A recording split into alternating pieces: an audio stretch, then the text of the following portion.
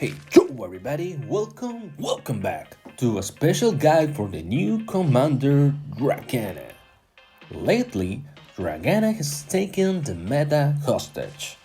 Besides, many people have reported me a lot of bugs and I have experienced some of them myself. I think most of the reports are a matter of wording in the ability, so I'll try to explain the best I can. But take note, it might be corrected after a patch or two. So I will focus on the synergies. What units suits her the best, what units you need to be careful of, and some tips. First of all, let's talk about the first ability, which is the longest to explain. First ability deploys two defensive pylons to the third row, which grants melee allies resistance as well as immunity to transform and suppression, and some other abilities. These pylons have three abilities. First one, an easy one. Melee allies without resistance appears or starts attacking grants them 60% resistance. Besides an exception, Torah Jet, 100% resistance here. The thing is that when you place Torah in the right side of at least one of the pylons, she will get the resistance buff. Well, at least for now.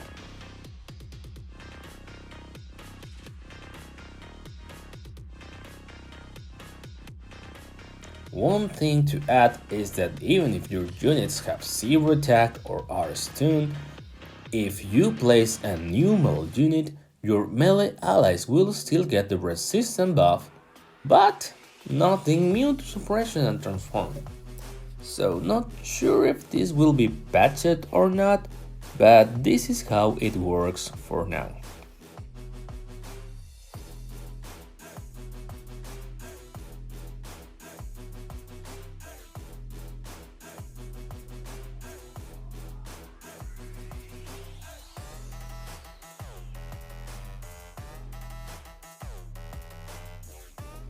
Second skill, a weird one, cause it's the first time we saw a skill that damaged ourselves, which makes no sense honestly, but who am I to judge? When an enemy makes a direct attack to any of your melee units with resistance, both of the pylons will get 30% damage of the actual value attack of the attacker. Like the pylons counter themselves, yeah.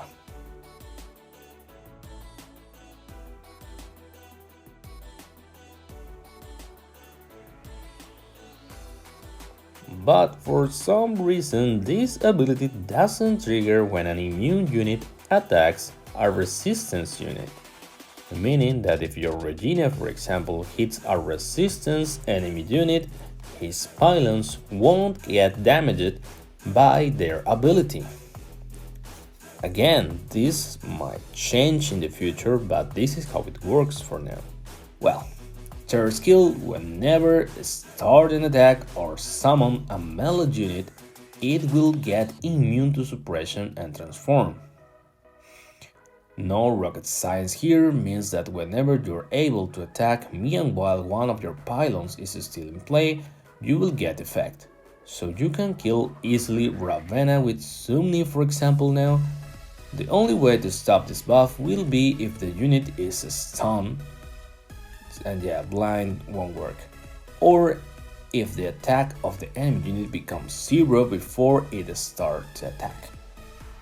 Second ability of Dragana. For 2 turns, whenever your opponent hits an ally with resistance on your field, it will get eliminated from it.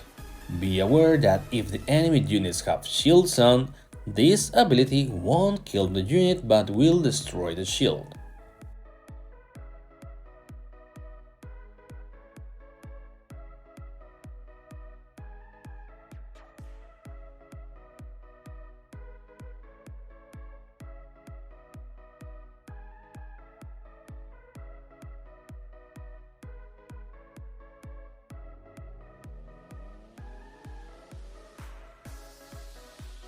Finally, third ability.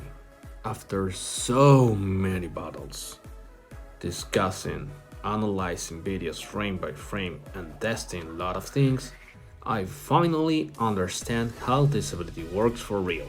Cause the wording is, well, not so clear. When you activate this ability, it will give your current non-immune melee units in play a passive buff ability. Each will give 2 multi-attack that will be added randomly to any of your other melee units before your first melee unit in your field attacks. It doesn't matter if it's a new one. Having this in mind, you will need at least 3 melee units in play before the multi-attacks start to be distributed to maximize the usage of this skill. Okay, I get it, it's a lot of info, so I will explain this step by step with some situations, okay? First, if you only have one melee unit in play when you activate this ability and you don't summon another melee unit, then this passive won't trigger at all, cause the unit with the passive can't give itself a multi-attack. Now let's say you have 2 melee units that received the passive ability and you don't summon another melee unit. Then the only thing that will happen will be that each of your units will give only one multi-attack to the other melee unit. This happens because each of your units can only give one multi-attack to each different melee ally besides themselves. See where I'm going with this already? So, the bare minimum to start maximizing this ability usage will be if you have 2 melee units with the passive buff and then you summon another melee unit, since in this case you will get the 4 multi-attacks. As you will see in the next video clip, I use my third ability with Morana, Ravenna and Hilda in play, meaning only my Ravenna and Hilda will get the passive buff. Then I summon Sumni, and she gains a multi-attack thanks to her own ability. Then, before she starts the attack, she received 2 extra multi-attacks thanks to Ravenna and Hilda, and these last 2 received 1 each. It was like this because Ravenna gave 1 multi-attack to Sumni and Hilda gave 1 multi-attack to Sumni and Ravenna. So, meanwhile your units with this passive buff are alive, you will keep earning multi-attacks each round that will spread randomly within your non-immune melee units in play. And if the opponent kills one of your units with this passive, then you will get 2 less multi-attacks per round and so on. When you finally understand this, it will get really easy to know how many multi-attacks will receive each of your units and reduce the odd value by a lot, giving you even more control of your battles and strategize the better. Of course, since it's a buff, the opponent can suppress them to stop this madness. But remember that you got your pylons that gives immune to suppression. So this won't be that easy to achieve. So yeah, that's why we felt that this ability wasn't working properly. But let's talk about the best unit that works so well with Dragana. Let's be honest, this commander gives all the melee units an indirect buff, but we will talk about of the most annoying ones. So, starting with the most annoying, Mitsuki. I believe this is the most hated unit right now. Honestly, there are ways to deal with her, like the new unit Naomi and Nimeria since Hell Typhoon passed through resistance, but besides that, this unit have got an insane buff because of this commander, especially in lower leagues. Same as Blanche. If you haven't noticed yet, this unit has practically no counter now, thanks to the pylons immune to silence and transform buff. Best way to deal with her right now will be agility units to stop she to get the immune given by her ultimate. There is another way to deal with this damage, or at least punish her for it, but we will talk about this later on. Then we got Sumi. that after her insane buff she received, she's now a monster thanks to Dragana. By giving her so much survivability, made this unit a nuclear missile that can be removed easily. In best case scenarios, you will one hit KO your opponent. Hilda is the next one in line, since the pylons are peacekeeper faction and, let's be honest, most of the battles, at least for now, will be against another Dragana. Hilda will get a lot of attack if both players have placed their pylons. This added to her own survivability will make her a real pain in the ass. Since thanks to her shield, she won't be killed when she hits an enemy resistant unit when the opponent's second ability of Dragana is in play, for example. Charlotte. Wow, where to start? We know that stun is the counter to stop melee units keep gaining the pseudo-immune buff, so let's talk about why she is so good first. The main issue with Charlotte was that she wasn't able to stack her charges that easily.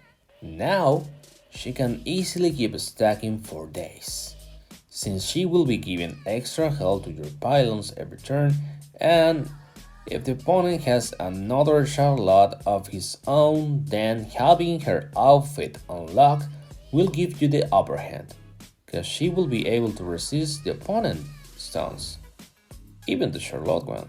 The only thing that you need to have in mind is that if the opponent can attack, then you'll need to be very careful when to use Dragana's second ability, since it will be useless if the opponent can attack your units, right? Asha. Besides she has been out of the meta for a while, if you have her outfit unlocked, she can now actually be a higher threat. If you combine her with a poison unit, of course, since she will keep earning resistance for every poison triggered, and since now it's hard to kill melee units, then this will continue for a while. Thora, oh my god, for some reason, as we already talked about, she can reach 100% resistance with the pylons alive. And she got perma resistance, so she will work really well with Dragana's second ability. Besides, placing her on the second row near your pylons can make them survive so much. Now we have Beck. Yeah, I know, his transform ability will be useless, but since he is worth as 4 melee units, then, for obvious reasons, he is good to have. But probably having them on the second row will be the best. Nymeria. Okay. Well, she was already strong, as we know, and with this new commander it will give you an insane advantage, as she can keep stacking attack and HP pretty easily, and thanks to her insane attack, if we attack a resistance melee unit, she will do a lot of damage to your enemy pylons, thanks to their self-destruction ability. The twins, so included them being now immune to suppression and transform, will make this unit finally a very viable unit, since it will be easier not get countered and keep summoning her clones and stacking her attack. And same thing as Nymeria, they will earn a lot of attack and will do a lot of damage to the enemy pylons. Reaper, or well, as better say, her drones. 4 drones with own resistance will work well as a shield. Only issue is that if you want data spaces to set more melee units, so it's kinda a situational unit to play, honestly. Belle, or Lucretia. Besides that they are not melee units, they can give your models more HP to survive longer, and believe me, you will need it. Sky. She will give 50% resistance to your commander for 1 turn, so it can be useful to trigger Dragana's second ability in an emergency. Whoa, alright. I know some of you Natasha fans will say she is also so good with Dragana, but honestly, it just gives her survivability, same as for every other melee ally. So not really worth it to mention it here also, right? You know she's stronger. Now, units to be careful of will be Sharon, for example, since she will give HP to your allies for every melee enemy attack, and also a lot of attack back to your non-syndicate allies. Kirsten, yes, you're right, Kirsten with her outfit unlocked will be still useful even without her suppression. She will not only give a lot of HP to your allies since we will have a lot of damaged units now, thanks to the insane survivability, but as I mentioned before, she can punish you for having so much attack.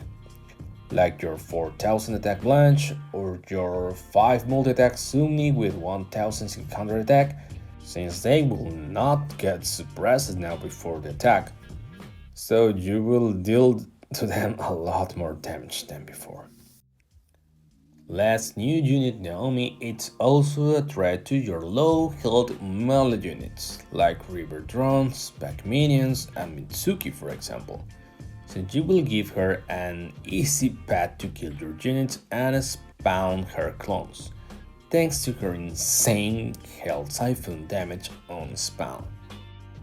Nymeria high health siphon damage will also be a threat to you, since as we talked about before, will benefit from you having so much units in play. Gia Commander, same way as she was so good against Draana models, you can use Gia to get rid of Dragana models quite easily. If you survive until turn 3 of course. Thing is, you can avoid easily Gia's kill if you're playing against an opponent Gia, so you can keep playing Dragana against her. Just be careful of it. Alexa has also a great skill against Dragana, since she will turn to 1 HP Dragana models. That's if you survive till turn 5 of course. And yeah, I just saw the new unit Lyssa. Well, in the same way as Lorraine was the perfect counter to Inferna, then we have Lyssa, the perfect counter to Dragana. Why? Because with her first skill, she practically neutralizes almost every skill from Dragana, if you don't have another resist unit of course. Also, her second skill could reach your pylons and help to decimate them. But in reality, there won't be so much players that does this, unless you're in lower leagues, of course, because you always want your units to be strong. So having a low level unit in your squad just to counter one feature in the game, yeah, that won't happen. That's also the main reason why almost nobody uses Lorraine against Inferno, so it will pass some time until players start using Lyssa just to counter your Dragana, of course. But same way as if you fight a Gia, for example, you can also play safe against a player that has an Lyssa. So the first thing you want to do is to force your opponent to use Lyssa before you summon your models. Of course, this will take some turns, but you can just choose your first and second ability together, for example, if you're in trouble, or wait to your turn 5 and use all your abilities together just to finish off your opponent. In reality, if you have a right team, you don't really need the abilities. Of course, you will pass a hard time, but you could still win. Either way, Lyssa is a very hard counter for Dragana. Don't miss that. Now let's talk about comps that are great against Dragana.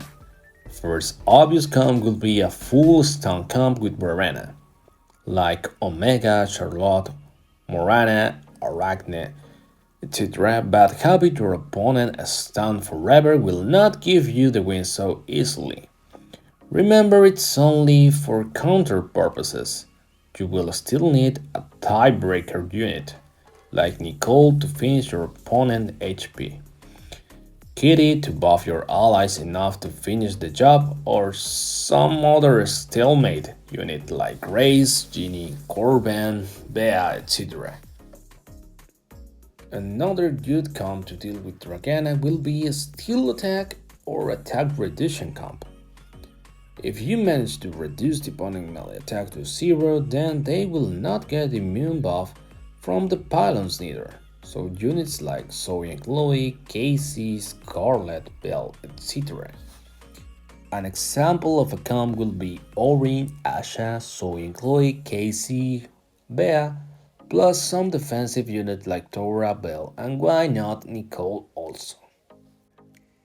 You can also try a mixture of both with a stun plus attack reduction comp, or a full infection comp that will also do the job. Playing Wanda with infection units like Zoe and Chloe, Bea, Arachne, or Ring will decimate the enemy units eventually. Pretty fast, honestly. Finally, let's talk about what you need to keep in mind to build your Dragana squad. First of all, if you are playing model spawning units, make sure you only have 1 or 2 at max, cause their models will take a crucial space that you might need in the next turns. Playing 6 melee units, it's viable only if made sense for placements, as if you are playing Mitsuki or Beck or both of them, please don't, because you're going to lose spaces for other melee units too quickly, and you will probably be stuck at some point. If you're playing Mitsuki, then use melee units that can be still useful in the second row, like Wendy, Ravenna, Kirsten, Sky, and some others. Same reasoning applies if you're going to play Reaver. Then take note when you're activating your second and third ability. Don't be anxious and use them right away. Be patient and wait for the right moment to deal the most damage to your opponent. Same for your first skill, like if you're going to play Morana first turn, then there is no point for you to play your models in that same turn, right? If you are going to play a stun unit with Dragana Commander, make sure it doesn't collide with Dragana's second ability. And yeah, go get her before the ban is over, cause it's really good to have besides all. And that's it for today's video. Feel free to tag me in the main Discord channel and I will help you to build your squad with the units you have. Don't forget to leave a like and to be subscribed. And see you in a couple days for a Lyssa guide. Bye!